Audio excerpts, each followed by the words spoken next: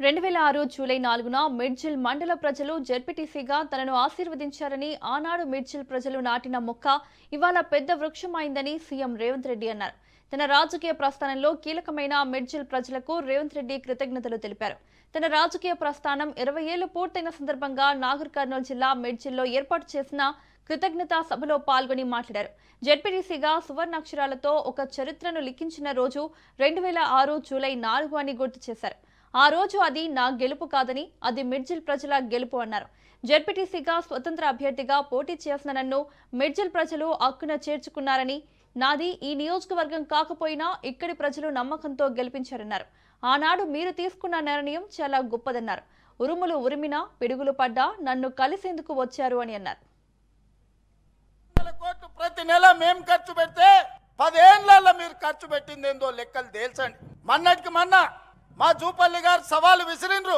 70,000 కోట్ల రూపాయల అప్పున్న రాష్ట్రాన్ని మిగులు బడ్జెట్ 16,000 కోట్ల రూపాయలతో మీకు అప్పచెప్తే 8,21,000 కోట్ల రూపాయల అప్పులు చేసిరు. 20 లక్షల కోట్ల రూపాయల బడ్జెట్ మీ చేతులకు వచ్చింది. నేను అడుగుతున్న చంద్రశేఖర్ రావు గారిని, సంవత్సరానికి 2 లక్షల డబుల్ బెడ్రూమ్ ఇల్లు కట్టినా 10 ఏళ్లలో 20 లక్షల పేదలకు ఇల్లు కట్టించేవాళ్ళు. నేను ఇక్కడికి వచ్చిన మా అక్కల్ని మా సోదరుని అడుగుతున్నా, మీ ఊర్లలో కేసీఆర్ ఎవరికైనా డబుల్ బెడ్రూమ్ ఇల్లు ఇచ్చిండా? దళితులకు 3 ఎకరాల భూమి ఇచ్చిండా? ఇంటికో ఉద్యోగం ఇచ్చిండా? 1 కోటి ఎకరాలకు నీళ్లు వారిచ్చిండా? 1,00,000 కోట్లు పెట్టి కట్టిన కాళేశ్వరం 3 ఏళ్లలో కూలేశ్వరం అయ్యింది. 1,00,000 కోట్లు గోదావరి పాలైనాయి. ఇది కేసీఆర్ పరిపాలన. ఇవాళ వాళ్ళ కొడుకు వాళ్ళ అల్లుడు గల్లీ గల్లీ తిరుగుతున్నారు, గద్దల్లాక ఊరు మీద తిరుగుతున్నారు. రావాలి రావాలి అని. ఎవరయ్యా రావాలి అని నేను అడిగిన. అంటే పాపాల భైరవుడు ఫామ్ హౌస్ లో బంధించిన పాపాల భైరవుడు మళ్ళా బయటికి రావాలని. తెలంగాణ ఉద్యమంలో అప్పులను తప్పులను అబద్ధాలను తెలంగాణ రాష్ట్రం కోసం ప్రజలు మన్నించింది. తెలంగాణ రాష్ట్రం వచ్చినాక 10 ఏళ్ళు అధికారం ఇచ్చిండ్రు. 10 ఏళ్లలో ఆయన చేసింది ప్రశ్న పత్రాలు, ప్రభుత్వ ఉద్యోగాల కోసమే ఉద్యమం జరిగితే గ్రూప్ 1 పబ్లిక్ సర్వీస్ కమిషన్ లక్షలాది రూపాయలతోని 100 కోట్లు కొల్లగొట్టి ప్రశ్న పత్రాలు పల్లి బఠానీల లాగా అమ్ముకున్నారు. ఇల్లు ఇయ్యలే, పెన్షన్ ఇయ్యలే, నిధులు ఇయ్యలే, నీళ్లు ఇయ్యలే, నిరుద్యోగ యువకులకు ఉద్యోగాలు ఇవ్వలే. మరి ఎందుకయ్యా వీళ్ళు ఇంతగానం రావాలి రావాలి అంటుర్రు? ఒక్కసారి మా సోదరులను ఆలోచన చేయమని అడుగుతున్నా. ఎందుకంటే అల్లుని మంత్రి చేసిండు, కొడుకుని మంత్రి చేసిండు, బిడ్డని ఎంపించేసిండు, ఓడితే ఎమ్మెల్సీ చేసిండు. ఆయన సుట్టపు సడ్డకుని కొడుకు మందులు అందిస్తాడని రాజ్యసభ చేసిండు. వాళ్ళ చుట్టాలని దయాకర్రావును, వినోదరావును, కృష్ణారావును కావాల్సిన వాళ్ళందరినీ మంత్రులను చేసిండు. ఓడిపోతే ప్రభుత్వ సలహాదారులను చేసిండు. అందుకే వాళ్ళు తాపత్రపడుతురా, గుండెలు బాదుకుంటున్నారు, రావాలి రావాలి మా పాపాల భైరవుడు రావాలి అని. ప్రజాపాలన ఎందుకు పోవాలి? మా యువకులకు నేను సూచన చేస్తున్నా, పెళ్లికి పోయినా, సావుకు పోయినా, దావత్కు పోయినా, బీర్ షాప్కి పోయినా, బార్ షాప్కి పోయినా, కళ్ళు దుకాణానికి పోయినా, ఏడికి పోయినా చర్చ పెట్టుర్రు. ఈ ప్రజాపాలన పోవాలి ఎందుకు? ఫామ్ హౌస్ లో బందీ అయిన పాపాల భైరవుడు రావాలి ఎందుకు అని చర్చ పెట్టుర్రు. ప్రజాపాలన ఎందుకు పోవాలి? రేషన్ కార్డు ఇచ్చినందుకు పోవాలనా? సన్నబియ్యం పెట్టినందుకు పోవాలనా? ఇందిరమ్మ ఇల్లు ఇచ్చినందుకు పోవాలనా? ఉచిత కరెంట్ ఇచ్చినందుకు పోవాలనా? రైతు రుణమాఫీ చేసినందుకు పోవాలనా? రైతు భరోసా చేసినందుకు పోవాలనా? వరి వేస్తే ఉరేసుకున్నట్టే అన్న ఆ దుర్మార్గుడు చెప్తే 2,88,00,000 మెట్రిక్ టన్నుల ఒట్లు పండిస్తే చివరి గింజ వరకు కొని 80,000 కోట్ల రూపాయలు చెల్లించినందుకు ప్రజాపాలన పోవాలనా? డ్రగ్స్ అమ్మేటోళ్ళను, గంజాయి అమ్మేటోళ్ళను బొక్కల పెట్టి మక్కలీర కొట్టినందుకు ప్రజాపాలన పోవాలనా? ప్రజల కోసమే పనిచేస్తున్న ప్రభుత్వం పోవాలని ఎందుకంటున్నారా అంటే వాళ్ళ సంపాదన ఆగిపోయింది, వాళ్ళ దోపిడీ ఆగిపోయింది, వాళ్ళ దొంగతనాలు ఆగిపోయినాయి. వాళ్ళతో పాటు దోపిడీ చేసిన అధికారులను నిన్న మొన్న ఒక్కనొక్కరిని చూస్తే 100, 200, 300 కోట్ల రూపాయలు సంపాదించిన వాళ్ళు ఇవాళ ఏసీ బోలకు పట్టుబడుతున్నారు. ఎక్కడదా ఈ సొమ్ము? ప్రజలను దోసుకున్నది కాదా? గజ్వేల్ ఎర్రవల్లిలో 1000 ఎకరాల ఫామ్ హౌస్ ఎక్కడి నుంచి వచ్చింది? నీ తాతలు ముత్తాతలు ఇచ్చిందా? 4 కోట్ల తెలంగాణ ప్రజలని దోసుకున్నదా? నీ కొడుకు జన్వాడల 100 ఎకరాల ఫామ్ హౌస్ వచ్చింది. నీ అల్లుడు హరీష్ రావుకు 50 ఎకరాలు మోయినాబాద్ లో ఫామ్ హౌస్ వచ్చింది. బిడ్డ కల్వకుంట్ల కవితకు శంకర్పల్లిల 25 ఎకరాల ఫామ్ హౌస్ వచ్చింది. నీ సర్దకుని కొడుకు సంతోష్ రావు లెక్కలైతే చెప్పేటట్టనే లేదు. డిప్యూటీ సీఎం భట్టీకి మాజీ మంత్రి హరీష్ రావు కౌంటర్ ఇచ్చారు. అప్పుల విషయంలో భట్టి అసత్యాలు మాట్లాడారని ఆయన మండిపడ్డారు. కాంగ్రెస్ నేతలు పూటకో మాట మాట్లాడుతున్నారని విమర్శించారు. బీఆర్ఎస్ ఎప్పుడు ఒక్కటే మాట అని అన్నారు. సవాల్ చేసిన మంత్రి చూపల్లి తోక ముడిచారని ఆయన ధ్వజమెత్తారు. డ్యామేజ్ కంట్రోల్ చేయడానికి భట్టి రంగంలోకి దిగారన్నారు. భట్టి రంకెలేసినంత మాత్రాన అంకెలు మారవు అని అన్నారు. గ్యారంటీలు ఎలా అమలు చేయాలో మాకు అపారమైన అనుభవం ఉంది అన్నాడు. కుర్చీలో కూర్చున్నాక అది సాధ్యం కాదు అనేది అర్థమైంది. అప్పుడు తెలుసు, ఇప్పుడు తెలుసు. కానీ ఇప్పుడు ఏం చేయాలి? ప్రజల దృష్టి మరల్చాలి. ఎందుకు అమలు చేయలేకపోతున్నారని ప్రజలు నిలదీస్తారు గనక బీఆర్ఎస్ మీద ఏదో బురదజల్లో లేని అప్పులను ఉన్నట్టుగా చూపించి తప్పించుకోనేటువంటి ఒక ప్రయత్నం. ఈయన అడుగుతున్న బట్టి గారిని సూటిగా, ఏమైంది మీ అపారమైన అనుభవం అంతా ఆడిగిపోయింది? మరి ఎందుకు 6 గ్యారంటీలు అమలు అవుతలేవు? ఎందుకు అప్పులు అని కుంటి సాకులు సొల్లు పురాణం మాట్లాడుతున్నారు? ఎన్నికల్లో హామీ ఇవ్వకపోయినా కరోనా వచ్చినా ప్రతి సంవత్సరం ప్రతి పంటకు క్రమం తప్పకుండా రైతు బంధు ఇచ్చిండ్రు కేసీఆర్. కళ్యాణ లక్ష్మి ఇచ్చిండ్రు, కేసీఆర్ కిట్ ఇచ్చిండ్రు. 200 పెన్షన్ 2000 చేస్తా అంటే ప్రభుత్వం వచ్చిన మొదటి నెలలోనే 2000 రూపాయలు పెన్షన్ చేసి కేసీఆర్ గారు ఇచ్చిండ్రు. కేసీఆర్ గారు ఎప్పుడు కూడా ఇట్లా అప్పులనో కరోనానో పెద్ద నోట్ల రద్దనో మీలాగా కుంటి సాకులు బీఆర్ఎస్ ప్రభుత్వం ఎన్నడూ చెప్పలేదు. మీకు చేతగాక పరిపాలన రాక మీ ముఖ్యమంత్రి ఏమో చెప్పులు ఎత్తుకపోయేటో లెక్క చూస్తున్నారని మీ ముఖ్యమంత్రి, అప్పులని నువ్వు, మీరందరూ కలిసి మీ అసమర్థత, మీ చేతగాని ప్రభుత్వం అని, మీకు దక్షత లేదు అని ఇవాళ మీకు మీరే చెప్పుకుంటా ఉన్నారు. మీకు నిజాయితీ ఉంటే ఈ సమస్య వచ్చేదే కాదు. ఎన్నికల సమయంలోనేమో అన్నీ చేస్తాము, తప్పకుండా చేస్తాం, ప్రజలు నమ్ముతలేరని బాండ్ పేపర్లు పంచారు. మీ బాండ్ పేపర్లు కూడా నమ్ముతారో నమ్మరో అని సోనియా గాంధీ, రాహుల్ గాంధీ, ప్రియాంక గాంధీలతో చెప్పించి నమ్మించి ఇగో ఇవి గ్యారంటీ కార్డులు. ఆ రోజు ప్రజలు నమ్మరని ఒక దిక్కు బట్టి ఇంకొక దిక్కు రేవంత్ రెడ్డి సంతకాలు పెట్టి గ్యారంటీ కార్డులు పంచి డ్రామాలాడి ఇవాళనేమో అప్పులు అని సొల్లు పురాణం, లేని అప్పులు ఉన్నట్టు చూపిస్తూ కుంటి సాకులు చెప్తూ డైవర్షన్ డ్రామాలకు మీరు పాల్పడతా ఉన్నారు. మీ అపారమైన అనుభవం మీకు ఉపయోగపడ్డది. ఎక్కడ ఉపయోగపడ్డది అంటే కమిషన్లు దండుకోవడంలో ఉపయోగపడుతుంది. బట్టి గారు సింగరేణి స్కాము, విద్యుత్ స్కాము, హ్యామ్ టెండర్ల స్కాము, గురుకుల టెండర్ల స్కాము, ఇసుక స్కాము, ఒక్కటే మీ స్కాములు, హిల్ట్ పాలసీ స్కాము. అంటే మీ అపారమైన అనుభవం అంతా కూడా ప్రజలకు గ్యారంటీలు అమలు చేయడానికో రాష్ట్ర ఆదాయాన్ని పెంచడంలో కాదు, పూటకో స్కామ్ చేయడంలో మిమ్మల్ని మించిన వాళ్ళు ఎవరు లేరు. అందుకు మాత్రం మీకు ఉపయోగపడతా ఉంది. ఇగో 4-10 ఇప్పటికైనా చిల్లర దుకాణం బంద్ చేయదు, తప్పులు మాట్లాడకండి అని చెప్పి బట్టి గారికి, శ్రీధర్ బాబు గారికి అసెంబ్లీలో వాళ్ళ కుర్చీ పక్కన పోయి కూర్చొని చెప్పొచ్చినారు. ఇది నిండు అసెంబ్లీలో స్పష్టంగా ఇవాళ ఏదో జూపల్లి సవాల్, బట్టి సవాల్. బట్టి గారు నిన్ను కూర్చోబెట్టే చెప్పిన బడ్జెట్ మీద చర్చ జరిగేటప్పుడు బట్టి గారిని కూర్చోబెట్టి ముఖ్యమంత్రి కూర్చున్నప్పుడు, బట్టి కూర్చున్నప్పుడు మొత్తం కేబినెట్, కాంగ్రెస్ ఎమ్మెల్యేల సాక్షిగా, అసెంబ్లీ సాక్షిగా ఈ లెక్క 4-17 మాత్రమే. ఇప్పుడు ఇందులో తప్పుంటే ఇప్పుడే చెప్పండి, ఇక్కడే చెప్పండి. Come on let us discuss. 4-17 ఇందులో సీతారామ, పాలమూరు, కాళేశ్వరము, మిషన్ భగీరథ అన్ని కలిపి 4-17 అని నిండు అసెంబ్లీలో నేను చెప్పిన. నోర్లు మూసిండ్రు, తలలు వంచిండ్రు. ఇవాళ బయటకు వచ్చి పేపర్ టైగర్ల లెక్క బయట మాట్లాడుతుండ్రు. నేను మళ్ళీ సవాల్ విస్తున్నా, కమాన్ అసెంబ్లీ పెట్టండి. I want to prove again I'm ready for any kind of discussion.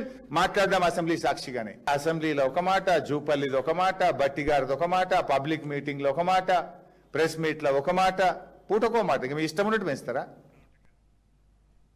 రాష్ట్ర ప్రభుత్వంపై కేంద్ర మంత్రి బండి సంజయ్ తీవ్ర విమర్శలు గుప్పించారు.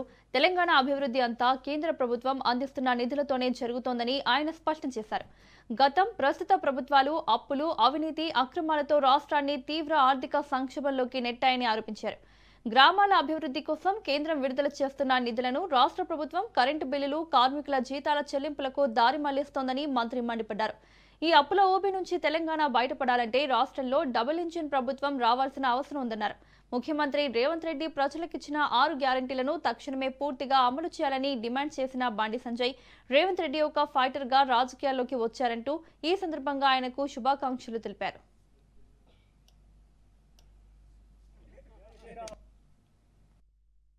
ఆర్థిక శాఖ మంత్రి గారే గత ప్రభుత్వం 8 లక్షల కోట్లు అప్పు చేసింది, 2 లక్షల కోట్లు అప్పు చేస్తామని చెప్తున్నారు. అంటే ఈ రెండు పార్టీలు, ఈ రెండు ప్రభుత్వాలు చేసింది ఏంది? అప్పులు, దోపిడీ, అక్రమాలు, అవినీతి తప్ప ఈ రెండు పార్టీలు చేసింది ఏం లేదు. తెలంగాణ ప్రజలకు చిప్ప చెతికిచ్చారు రెండు పార్టీలు. ఇప్పుడు ఆ ప్రభుత్వం 8 లక్షల కోట్లు అప్పు చేసిందని అప్పులు తీరుస్తామని చెప్పు, మేము సంక్షేమ పథకాలు అమలు చేస్తామని చెప్తేనే మీకు ఓటేసి మీరేం చేశారు? 1,70,000 కోట్ల అప్పు మీరు చేస్తారు. ఇది నేను చెప్తాను, సాక్షాత్తు రాష్ట్ర ఆర్థిక శాఖ మంత్రి చెప్పిండు. ఎవరు తీర్చాలి అప్పులు? కేంద్రంలో వీళ్ళ ప్రభుత్వమా లేదు, ఇక భవిష్యత్తులో రాదు. కేంద్రం నిధులు ఇస్తే చేస్తున్నారు, వీళ్ళు దారి మళ్ళిస్తున్నారు. వాళ్ళ 14th ఫైనాన్స్ 15th ఫైనాన్స్ పైసలు గ్రామాల అభివృద్ధి కోసం ఇస్తే కరెంటు బిల్లు కడుతున్నారు, వాటితోని లేబర్ జీతాలు ఇస్తున్నారు. ఇంత దుర్మార్గమా? గ్రామాల అభివృద్ధికి మేము పైసలు ఇస్తుంటే వాటితో కరెంటు బిల్లులు, సిబ్బందికి జీతాలు, దీనికోసం కాదు కదా. కాబట్టి అందుకే తెలంగాణ సమాజానికి అప్పీల్ చేస్తున్నాం, భవిష్యత్తులో ఈ తెలంగాణ రాష్ట్రం అప్పుల ఊపించి బయటికి రావాలంటే, ఎందుకంటే ఈ రెండు పార్టీలకు అవకాశం ఇస్తే 10 లక్షల కోట్లు అప్పు అయిపోయింది. ఇంకా ఈ పార్టీలకు అవకాశం ఇస్తే ఈ 10 లక్షలు 20 లక్షలు అవుతాయి. లాస్ట్కు ఇలా తెలంగాణ సమాజం నుంచి ఒక్కొక్క ఇంటి నుంచి ఇంత అమౌంట్ మాకు ఇవ్వండి అప్పులు తీర్చడానికి అని అడుక్కునే పరిస్థితి వచ్చింది. వాళ్ళు అనుకుంటారు, చివరకు మనం అనుకునే పరిస్థితి వచ్చింది. ఆ శ్రీలంకలో గిట్న అయింది. అప్పుడు అవైతే మొత్తం ఆగమైంది. పాకిస్తాన్లో తిండి గది లేకుండా అయిపోయింది పరిస్థితి. వాళ్ళు తెలంగాణ రాష్ట్రం కూడా గదే పరిస్థితి అయ్యే ప్రమాదం ఉంది.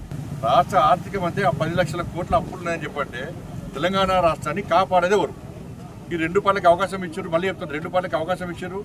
అప్పులు, అవినీతి, అక్రమాలు తప్ప ఏమైనా చేసిండ్రా? కేంద్ర నిలుస్తూ దారి మళ్ళిస్తున్నారు. కాబట్టి ఈ తెలంగాణ రాష్ట్రంలో డబుల్ ఇంజన్ సర్కార్ వస్తేనే ఈ అప్పులు తీరుతాయి, తెలంగాణకు ఇంకా ఎక్కువ నిధులు వస్తాయి. వచ్చిన నిధులను దారి మళ్లించకుండా ఏ పథకానికి ఏ నిధులు వచ్చినాయి, ఏ అభివృద్ధి సంక్షేమ పథకానికి ఏ నిధులు వచ్చినాయో దానికి సరియైన విధంగా వాడుకునేటువంటి అవకాశం ఉంది. ఉమ్మడి ఆంధ్రప్రదేశ్ మాజీ ముఖ్యమంత్రి దివంగత సీనియర్ రాజకీయ నాయకుడు రోషయ్య జయంతి సందర్భంగా తెలంగాణ శాసనసభ ప్రాంగణంలో ఘనంగా నివాళుల కార్యక్రమం నిర్వహించారు. ఈ సందర్భంగా రోషయ్య చిత్రపటానికి పూలమాలలు వేసి తెలంగాణ శాసన మండలి చైర్మన్ గుత్తా సుఖేందర్ రెడ్డి, శాసనసభ స్పీకర్ గడ్డం ప్రసాద్, డిప్యూటీ చైర్మన్ బండా ప్రకాష్, ప్రభుత్వ విప్ అద్దంకి దయాకర్ నివాళులర్పించారు. ఈ సందర్భంగా రోషయ్య ప్రజాసేవ, రాజకీయ విలువలు, పరిపాలనా అనుభవాన్ని నేతలు స్మరించుకున్నారు. ప్రజా జీవితంలో నిరాడంబరత, నిబద్ధతకు రోషయ్య నిదర్శనమని కొనియాడారు. కార్యక్రమంలో శాసన మండలి కార్యదర్శి డాక్టర్ నరసింహాచార్యులు, శాసనసభ కార్యదర్శి ఆర్ తిరుపతి తదితర అధికారులు, సిబ్బంది పాల్గొని దివంగత నేతకు ఘన నివాళులు అర్పించారు.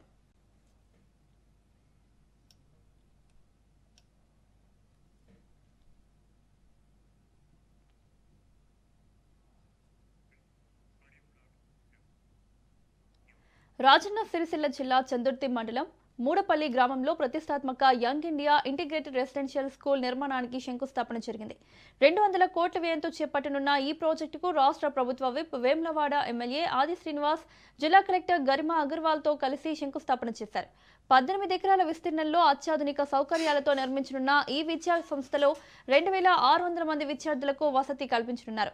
18 నెలల్లో నిర్మాణ పనులు రేవంత్ రెడ్డి నాయకత్వంలో పేద విద్యార్థులకు కార్పొరేట్ స్థాయి విద్య అందించాలనే ఉద్దేశంతో యంగ్ ఇండియా రెసిడెన్షియల్ స్కూళ్లను నిర్మిస్తున్నామని తెలిపారు.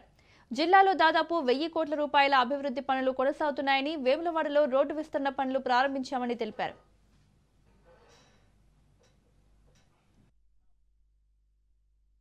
Young India integrated residential school కు 200 కోట్ల రూపాయలతో నిర్మాణం చేయబడేటువంటి సుమారు 5,07,000 స్క్వేర్ ఫీట్ల భవన నిర్మాణం కోసం ఈ రోజు ఈ వేములవాడ నియోజకవర్గంలో మూడపల్లి దగ్గర సుమారు 18 ఎకరాల పైచిలుకున్న స్థలంలో భూమి పూజ కార్యక్రమాన్ని నిర్వహించడం జరిగింది. దీని ద్వారా ఈ ప్రాంతం ఉన్నటువంటి పేద విద్యార్థులకు ఎస్సీ, ఎస్టీ, బీసీ, మైనార్టీ, ఓసీలో ఉన్నటువంటి పేదలకు కూడా రెసిడెన్షియల్ స్కూల్ అందుబాటులోకి వస్తే వారికి చదువుకోవడానికి, తద్వారా తమ దైనందిన జీవితంలో ఎదగటానికి, ఉద్యోగాలు పొందడానికి, సమాజంలో చక్కటి ఆలోచనను పెంపొందించుకోవడానికి అవకాశం ఉండే విధంగా ఈ యంగ్ ఇంటిగ్రేటెడ్ రెసిడెన్షియల్ స్కూల్ రావడం ఆనందదాయక, శుభదాయకం వంటి సందర్భంగా చెప్తూ గౌరవ ముఖ్యమంత్రి రేవంత్ రెడ్డి గారి సహకారంతో ఈ ప్రాంతంలో అడ్వాన్స్ టెక్నాలజీ సెంటర్ కూడా రావడం జరిగింది. సుమారు 46 కోట్లతో. అది కూడా త్వరలోనే మన టెండర్లు పూర్తి కాబడ్డాయి.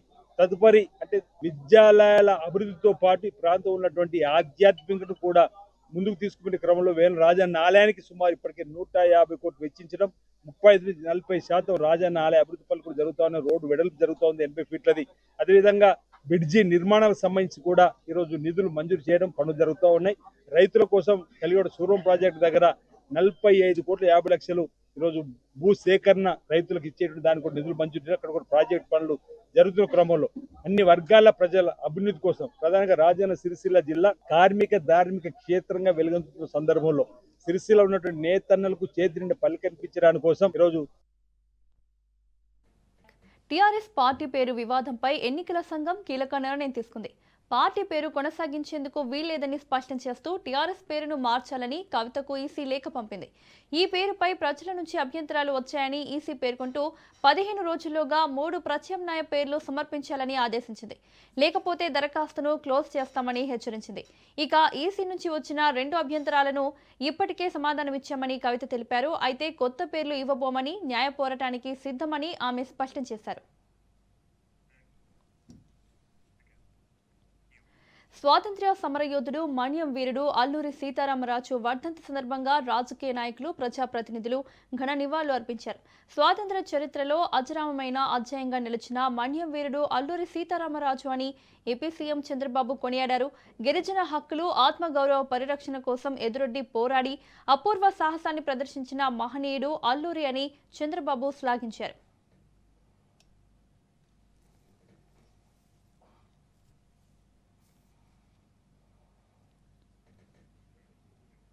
ఆంధ్రప్రదేశ్ ప్రభుత్వ డిప్యూటీ సీఎంఓ అధికారిక ఎక్స్ ఖాతాలో డిప్యూటీ సీఎం పవన్ కళ్యాణ్ సందేశాన్ని పంచుకున్నారు.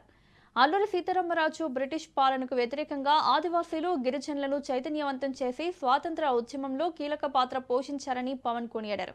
స్వేచ్ఛ, న్యాయం, సమానత్వం కోసం అల్లూరి చేసిన పోరాటం భావితరాలకు మార్గదర్శకమన్నారు. వైసీపీ అధ్యక్షుడు జగన్మోహన్ రెడ్డి సోషల్ మీడియా వేదికగా స్పందిస్తూ దేశ స్వాతంత్ర్యం కోసం, గిరిజన హక్కుల కోసం బ్రిటిష్ పాలనను ఎదిరించి పోరాడిన అల్లూరి సీతారామరాజు త్యాగం చిరస్మరణీయమన్నారు. ఆయన చూపిన ధైర్య సాహసాలు, దేశభక్తి భావం యువతకు స్ఫూర్తిగా నిలుస్తాయన్నారు. ఇలా రాజకీయ భేదాలకు అతీతంగా పలువురు నేతలు మన్యం వీడి త్యాగాలను స్మరించుకుంటూ నివాళులు అర్పించారు.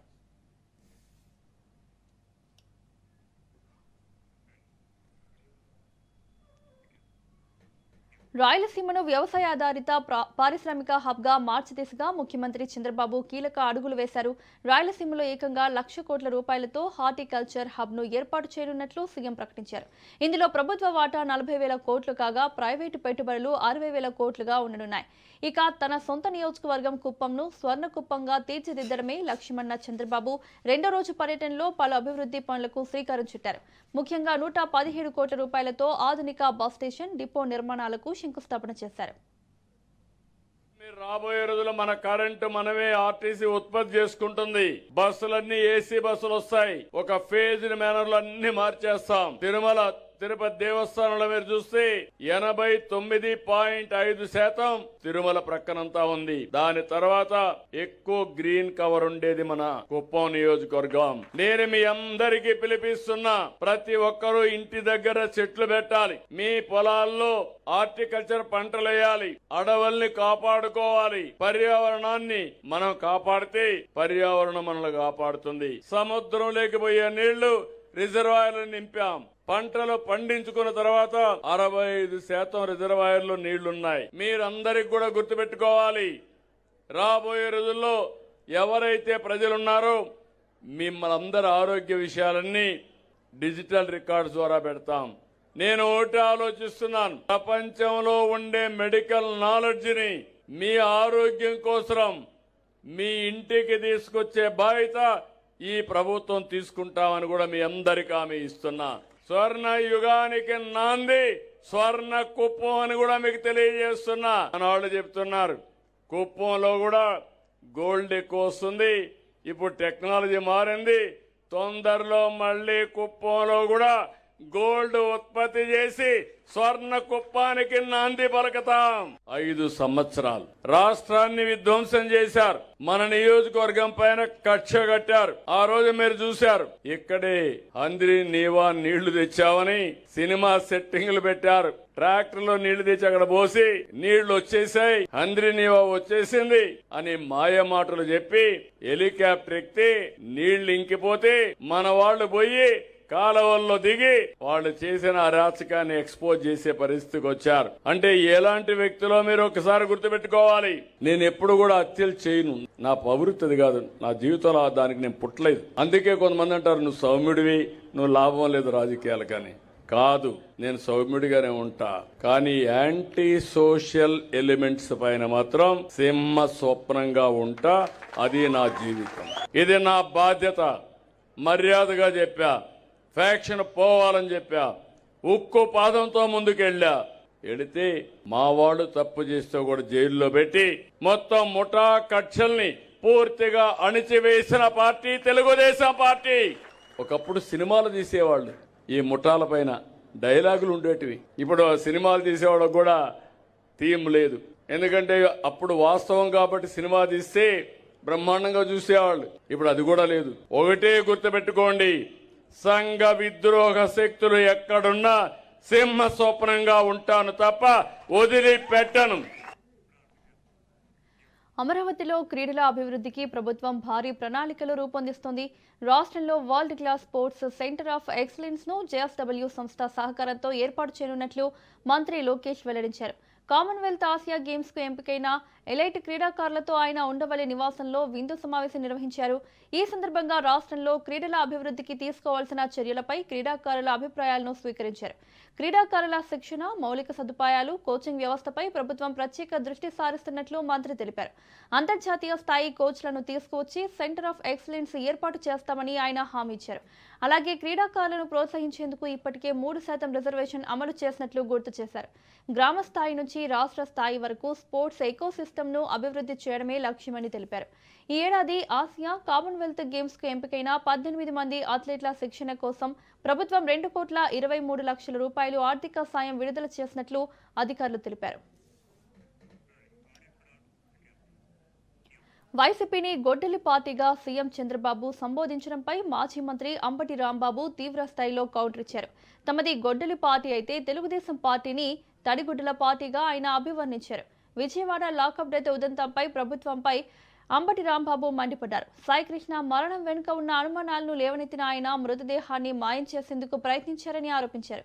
జగన్మోహన్ రెడ్డి సాయికృష్ణ తల్లిని పరామర్శించే వరకు కేసు నమోదు చేయలేదు. జగన్ వెళ్లకపోతే ఈ కేసు అసలు బయటికే వచ్చేది కాదు అని అంబటి విమర్శించారు.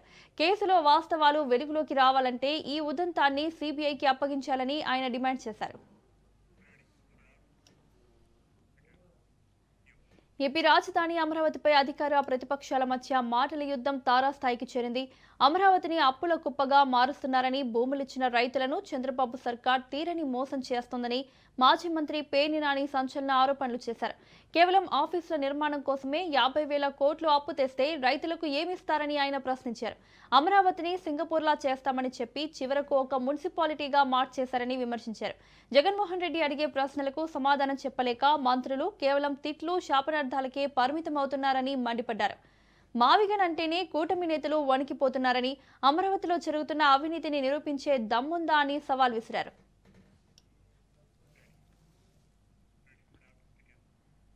పశ్చిమాసియా సంక్షోభం వేళ ప్రపంచం ఇంధన కొరతతో అల్లాడినా భారత్ మాత్రం సమర్థంగా ఆ సవాల్ను ఎదుర్కొందని ప్రధాని నరేంద్ర మోదీ తెలిపారు. చమురు ధరలు పెరిగినా సామాన్యులపై భారం పడకుండా కేంద్రం ఎక్సైజ్ సుంకం తగ్గించిందని, ఇంధన సంక్షోభంపై ప్రతిపక్షాలు చేసిన ప్రచారాన్ని ప్రజలు తిప్పికొట్టారని మోదీ ఈ సందర్భంగా గుర్తు చేశారు. రాజస్థాన్లోని బాలుత్రాలో దేశంలోనే తొలి గ్రీన్ఫీల్డ్ పెట్రోకెమికల్ కాంప్లెక్స్ ను ప్రారంభించిన ఆయన దాదాపు 1.06 లక్షల కోట్ల అభివృద్ధి ప్రాజెక్టులకు శ్రీకారం చుట్టారు. गर्मी के एक मौसम में स्थान स्थान पर इतनी बड़ी मात्रा में लोगों का एकत्र आना, हम सबको आशीर्वाद देना, ये दिखाता है कि भाजपा सरकार के प्रयासों पर आपका विश्वास कितना बुलंद है। मैं इस समर्थन और स्नेह के लिए राजस्थान की माटी का ऋणी हूं। भाइयों बहनों, ये धरती अनगिनत वीरों के शौर्य की साक्षी रही। इस रण के कण कण ने हमें स्वाभिमान को सर्वोपरि रखने की सीख दी, और स्वाभिमान व्यक्ति का या फिर स्वाभिमान देश का वो तभी ऊंचा रह सकता है जब वो आत्मनिर्भर हो, दूसरों पर कम से कम निर्भर हो। आज राजस्थान की इस धरती से भारत ने विकसित होने, आत्मनिर्भर होने की दिशा में एक बहुत बड़ा कदम उठाया है। आज इस रिफाइनरी को देश को समर्पित किया गया है। ये रिफाइनरी यहाँ हजारों लोगों के रोजगार का माध्यम बनेगी। मैं राजस्थान के युवाओं को इस रिफाइनरी की विशेष तौर पर बधाई देता हूं। साथियों, KV Bulletin updates. Keep watching Raj